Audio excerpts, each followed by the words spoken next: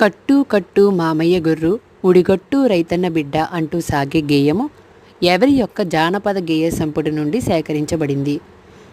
ఈ యొక్క ప్రశ్నకు సమాధానము మనకి 8th class Telugu text book 64th పేజీలో జానపద గేయంలో భాగంగా పాఠాంత అంశంగా ఈ యొక్క జానపద గేయం అనేది ఇవ్వబడింది. సో ఈ యొక్క జానపద గేయం అనేది ఎవరి యొక్క జానపద గేయ సంపుటి నుండి సేకరించబడింది అనేది ప్రశ్న. మీకు సమాధానం కనుక తెలిస్తే కామెంట్ సెక్షన్లో తెలియజేయండి.